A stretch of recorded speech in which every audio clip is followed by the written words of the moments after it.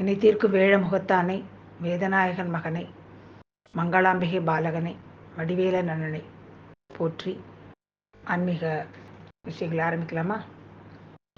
நம்ம முதல்ல எப்பயுமே பிள்ளையார் மங்கள ஆரம்பம். அதுபோல் இன்னைக்கு பிள்ளையாருக்கு இந்த தேவாரம், திருவாசகம், இந்த இதெல்லாம் கிடைக்க நமக்கு பண்ணதில் நிறைய பங்கு உண்டு. இல்லை தேவார பதியங்கள் அத்தனையும் நமக்கு கிடைக்கிறதுக்கு பிள்ளையார் தான் காரணம். எப்படின்னா, ராஜராஜ சோழன் நமக்கு தெரியும்.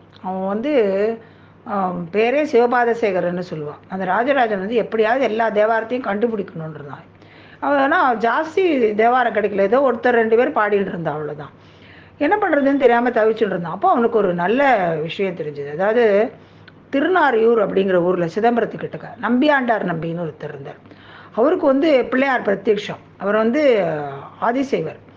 சின்ன வயசில் ஒரு தடவை அப்பா வெளியூர் போனப்போ பூஜை பண்ணிட்டு இருந்தார். சின்ன குழந்தையா இருந்ததுனால பிள்ளையாருக்கு பூஜை பண்ணிட்டு பிள்ளையார் நிஜமாவே நைவேத்தியம் சாப்பிடுவார்னு நினச்சாராம்.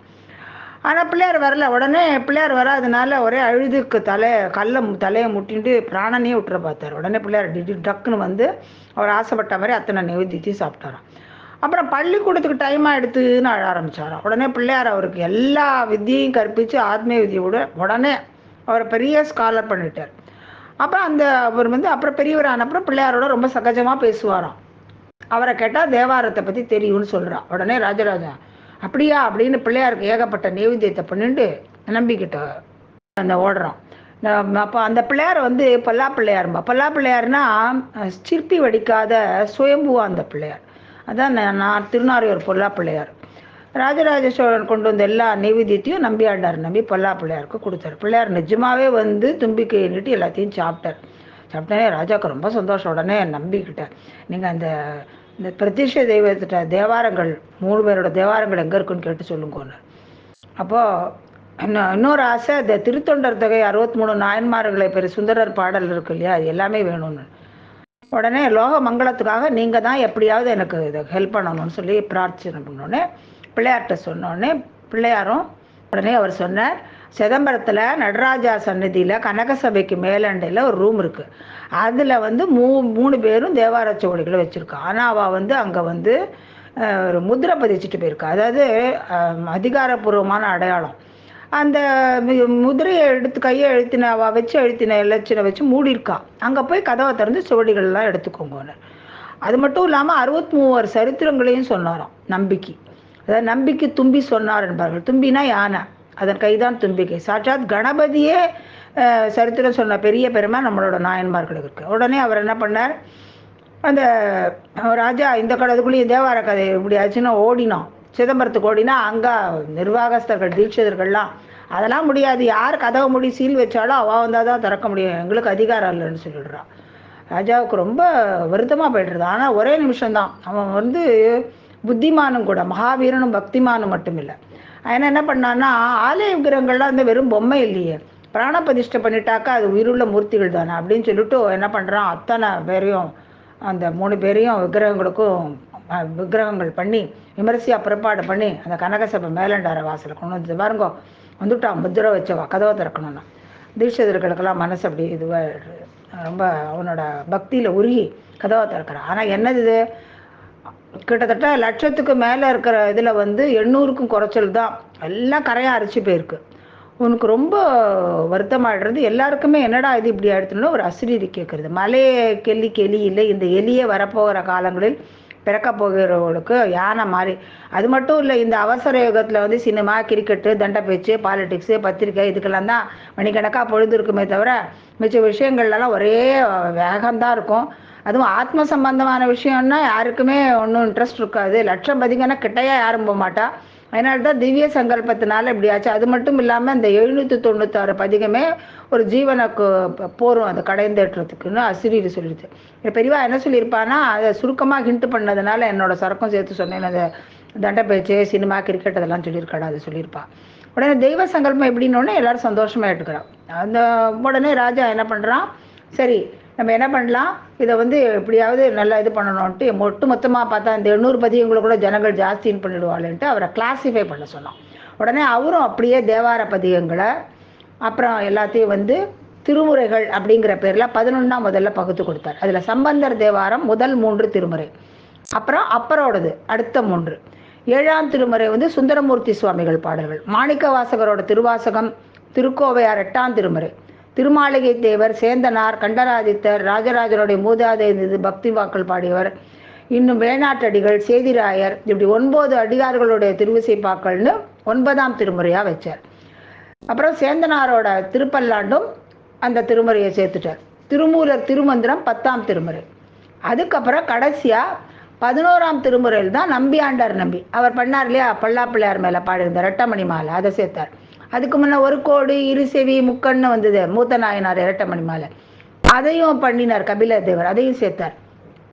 அப்போ மூத்த பிள்ளையார் மும்மணி கோவை அப்படின்னு சொல்லிட்டு 3 விநாயக துதிகளையும் ஒன்றா சேர்த்தார். ஏன்னா இரட்டமணி மும்மணி அப்படின்னா ஏன் பேர்னா, சந்தம்ங்கிறது ஒரே மாதிரி இருக்காது, வித்தியாசமாக இருக்கும். இரட்டமணி மாலையில் 2 விதமான சந்தங்களோட வரும், மாறி மாறி வரும்.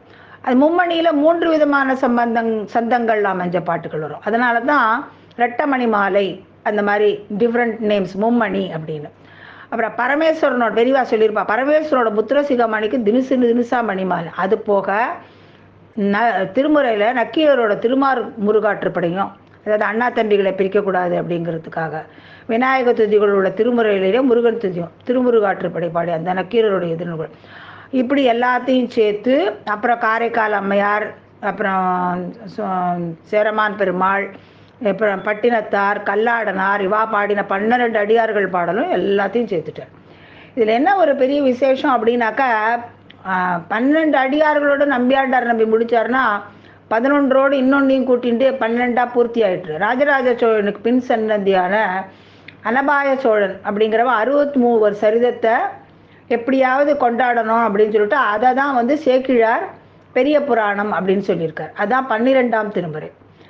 அப்புறம் இன்னொரு என்ன பொருத்தம் அப்படின்னா, ராஜராஜ சோழனுக்கு அவ அப்பா அம்மா வச்ச பேர் அருண்மொழி, அதே மாதிரி சேக்கிழாருடைய பேரும் அருண்மொழி தான். அந்த அருண்மொழி வந்து எல்லாத்தையும் கண்டுபிடிச்சு கொடுத்தான்னா இன்னொரு அருண்மொழி வந்து அந்த அருள்மொழி அறிவர்கள் சரித்திரங்கள் எல்லாம் படைச்சு கொடுத்துருக்கு. ஆக மொத்தம் விக்னேஸ்வரர் தான் தமிழ் மக்களுக்கு இகம் பரம் 2க்கும் நமக்கு கிடைக்கிறதுக்கு அவர் செஞ்சிருக்கிற உபகாரம் வேறு யாருமே செய்யலை. அதனால விநாயக பெருமானுடைய அது வந்து நம்ம ரொம்ப இது பண்ணிடலாம். அப்புறம் இன்னைக்கு வந்து பகவானுடைய அனுகிரகத்தால் ஒரு ஒரு அந்தணரோட ஒரு பொண்ணுக்கு ஒரு கஷ்டம் வந்து அது எப்படி வந்து சிவன் வந்து இது பண்ணி கொடுத்தாரு அப்படிங்கிற கதையை பார்ப்போம். அந்த கதை வந்து தெய்வ சாட்சி அப்படின்னு சொல்லுவாள். அதாவது அந்த இடம் வந்து நீடாமங்கலத்துலேருந்து தஞ்சாவூர் போகிற வழியில் சாலியமங்கலம்னு ஒரு ஊர் இருக்குது. அதுக்கு வடகிழக்கில் இந்த ஊர் இருக்குது. அந்த ஊர் பேர் வந்து அவளி வநல்லூர். இதெல்லாம் வளவளான்னு இருக்கே அப்படின்னு பேருனா இல்லை, அது அவள் இவள் நல்லூர் அப்படிங்கிறது தான் சந்தியில் வந்து அவளி வநல்லூர்னு இருக்கு. அதாவது அவள் தான் இவள் அப்படின்னு ஒரு சுவாமி வந்து ஒரு பொண்ணுக்கு சாட்சி சொல்லி ஒரு பெரிய சர்ச்சையை தீர்த்து வச்ச பாக்கியத்தை பெற்ற நல்ல ஊர் தான் அவளி வநல்லூர். பரமேஸ்வரன் பண்ணது. அவருக்கு வந்து அங்கே சாட்சி நாயகேஸ்வரர் அப்படின்னு பேர். ஏன்னா அந்த ஊரில் வந்து ஒரு குருக்கள் இருந்தார், அவருக்கு 2 பொண்கள். அவள் 2 பேரும் ஒரே ஜாடையாக இருப்பாள், ஏறத்தாழ. அவள் வந்து ஆதிசைவர்னு சொல்லுவாள் அந்த இது. அப்போ அவர் வந்து தன்னோட குருக்கள் ஜாதியிலேயே 2 பிள்ளைகளுக்கு 2 பொண்ணையும் அப்பா கல்யாணம் பண்ணி கொடுத்தார். பெரிய மாப்பிள்ளை காசி யாத்திரை பண்ணார். அதாவது கல்யாணத்துக்கு அப்புறமா காசி யாத்திரை பண்ணார், நிஜமான காசி யாத்திரை.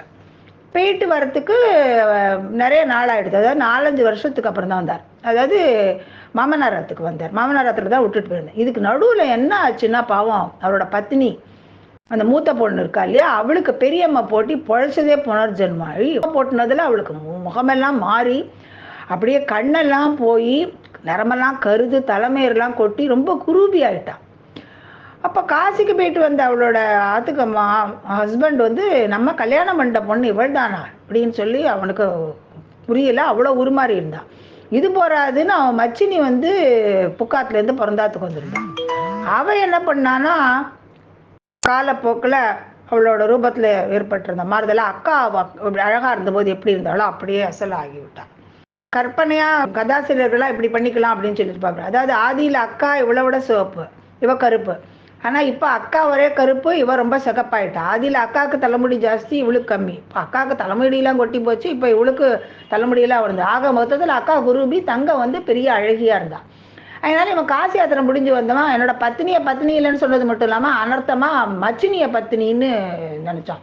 அது இவளுக்கு தான் அவன் வைசூரியில் இவ தான் மச்சினி தான் இதுவாக இருக்கணும், அவளை புக்காத்துக்காரா தள்ளி வச்சிருப்பா, என்னால் அவளை என் தலையில் கட்ட பார்க்குறாங்க அப்படின்னு சொல்லிட்டு வாஸ்தவமான பத்தினியை ஏற்க மாட்டேங்கிறான். எவ்வளோ சொல்லியும் கேட்கல. ஊருக்காரெல்லாம் சொல்லி பார்த்தா, பரம்பரை அர்ச்சனை செய்கிற குடும்பத்தில் வந்த அவளுக்கு நீங்களாம் ஜாதகமாக தானே பேசுவேல் அப்படின்னு சொல்லிட்டான் அவன். உடனே அவர் என்ன பண்ணார், மாமனார், சரி நான் எத்தனையோ வருஷமாக 6 காலம் பூஜை பண்ணிட்டு வரோமே, அந்த சுவாமி தான் சாட்சிக்கு வரணும்ட்டு பிரார்த்தனை பண்ணிட்டார். உடனே சந்நிதிக்கு எல்லாரையும் அழிச்சுட்டு வாங்கோ, நாங்கள் உண்மையை சொல்கிறேன்னு அசிரியர் கேட்டது. உடனே மாப்பிள்ளை பொண்கள் எல்லாரையும் குருக்கள் அழிச்சுட்டு வந்தார். சுவாமி சொன்னபடியே மாப்பிள்ளைகிட்ட அம்மா பார்த்து ரொம்ப பாவமாக இருந்தாள் அந்த பொண்ணை காட்டி, அதில் நீ யாரை அக்னி சாட்சியாக கல்யாணம் செய்துட்டியோ அவள் தான் இவ அப்படின்னு அந்த குருபியான பொண்ணை சொல்லிட்டு, அது மட்டும் இல்லை, சிவன் கருணாமூர்த்திங்கிறதுக்கு என்னென்னா இன்னொரு விஷயத்தையும் அந்த பொண்ணை சொன்னார். பாவம் வைசூரியில் அப்படியே பாதிக்கப்பட்டு புருஷனும் வேண்டான்னு சொல்லி ரொம்ப சிரமப்பட்டு மனசொடிஞ்சு போயிருந்தாலே, அவள்கிட்ட போய் இந்த கோயில் திருக்குளத்தில் மூழ்கி எழுந்துரு, உன்னோட குரூபம் போய் முன்னை விட நீ அழகாக ஆயிடுவான்னு சொல்கிறார். அதே மாதிரியே அவளும் பண்ணுறா. அவள் ரொம்ப பழையபடி ரூபவதி ஆயிடுறா. அப்புறம் உடனே மாப்பிள்ளை நிஜ பத்தினியை ஏற்றுன்றார். அசம்பாவிதம் எதுவும் நேராமல் அந்த அர்ச்சகர் குடும்பம் ஒரு சுவாமி சாட்சியால் சேமம் அடைஞ்சுது. அதனால் அந்த சுவாமிக்கு சாட்சி நாயகேஸ்வரர் பேர். இந்த வரலாறு அந்த ஆலய கர்ப்பகிரகத்திலேயே சுவாமிக்கு பின்பக்க சுவரில் சிற்பமாக செதுக்கப்பட்டிருக்கு. அஞ்சிலே ஒன்று பெற்றான் அஞ்சிலே ஒன்றை தாவி அஞ்சிலே ஒன்றாராக ஆரியர்க்காக ஏகி அஞ்சிலே ஒன்று பெற்ற அனங்கை கண்ட அயலார் ஊரில் அஞ்சிலே ஒன்று வைத்தான் அவன் நம்மை அழித்து காப்பான்.